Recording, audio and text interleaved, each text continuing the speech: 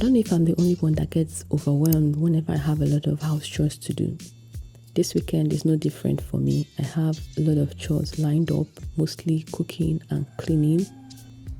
But while I'm doing all these chores, I want to tell you a story on how I got scammed of all my life savings.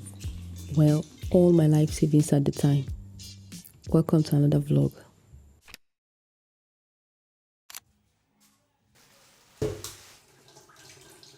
First of all, I'm going to be making my tomato mix for my jollof rice and my stew. And while I'm doing this, I want to take you back to 2009 when I got scammed of all my life savings as a student. If you were around during that period, you will know that BlackBerry phones were an in thing then, and every student, every person wanted to lay their hands on a BlackBerry phone. If you weren't pinging, then what are you even doing? Everybody had a BlackBerry phone.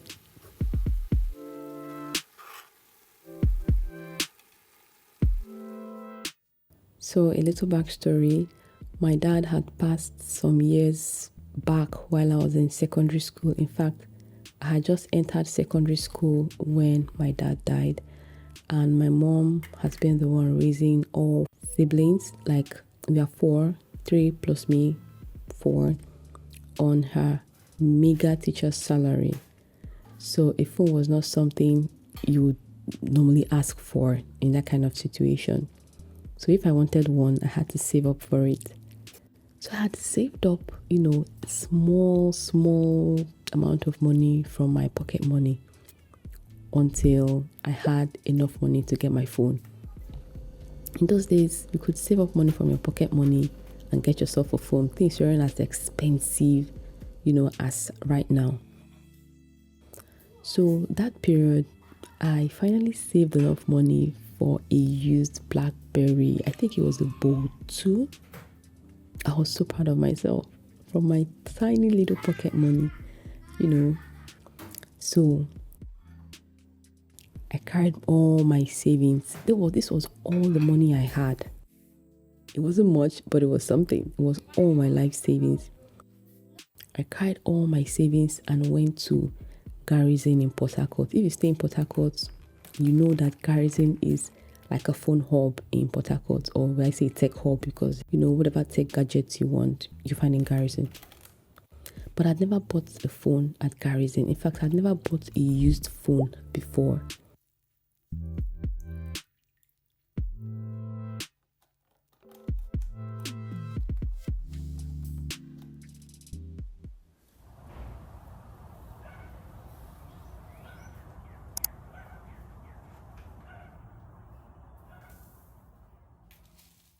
So while I was at Garrison, I searched and I saw what looked like a good deal. The man sounded genuine, and the phone looked good. I paid. I left. The next day, I was trying to set up this phone, and something just wasn't right. That was when I found out that the phone was blacklisted.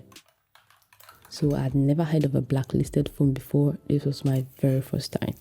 It's basically a phone that has been blocked from network use, usually because it was reported stolen or, something like that. You cannot browse with this phone. You cannot really use this phone. It's practically useless. It's just like an empty box sitting on your table, like a decoration, basically.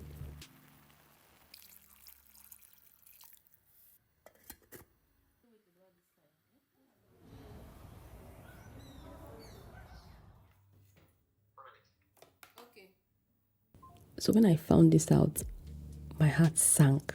In fact, I didn't know what to do because I've never been in this kind of a situation before, where I have to maybe start going to recover my money or confront people about a purchase or something like that. And because that was all the money I had, so it was very painful, honestly.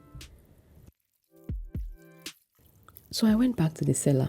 I still remember his name up till today. We spoke and he told me to come back the next day. I think to change the phone or something. So the next day, I came back.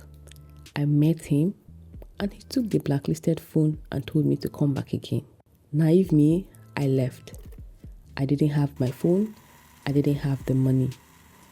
Then I was very trusting. I didn't know people could scam you. Like I was still very young. So the next day, I went there with my younger brother. The plan was that in case he gives me a new phone, my brother will help me test out the features and make sure that phone is working well before we leave. But we got there.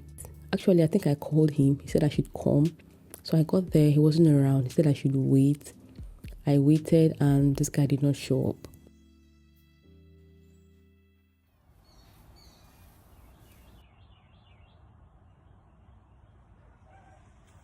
I think we did this on another day. And that's when I realized that I was being whined and taken for a fool. And one thing with me is that I'm a peace-loving person. But when you try to intimidate me or take me for a fool because I am calm and I am trusting you, then we're going to have a problem. So I had this friend in church who I had explained everything to. So we had a plan.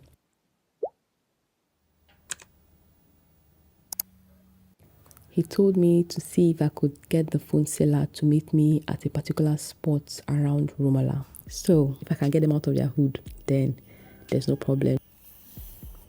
If you know Port Harcourt very well, you know that Garrison is a little bit far off from Romola.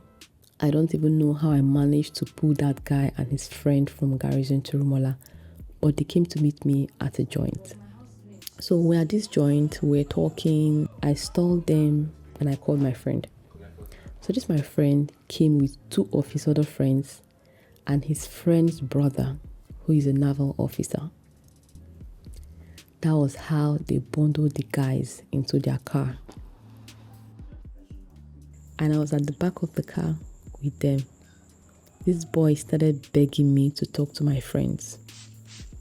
But when I decide to take a drastic step, just know that it's over. And because I had already given them several chances to redeem themselves, I was like, okay, I'm done.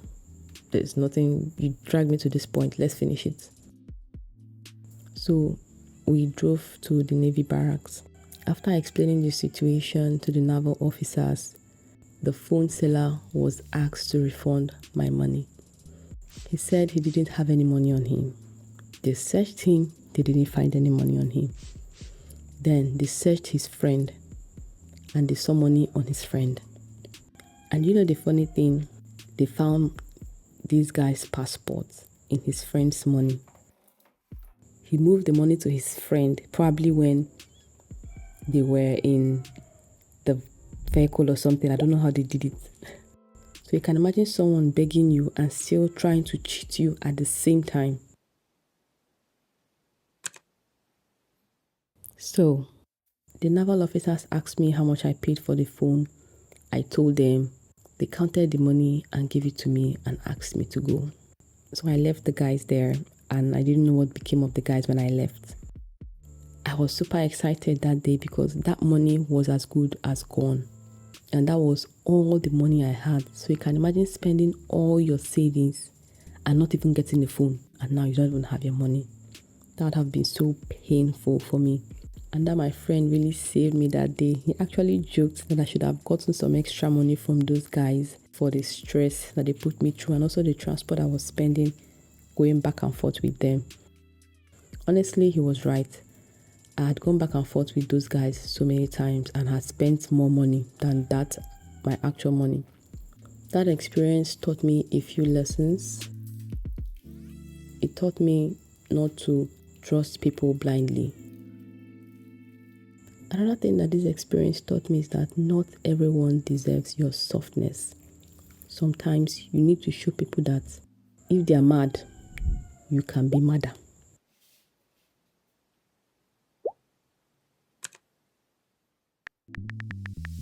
So another lesson I took from this experience is to appreciate the people who fight for you.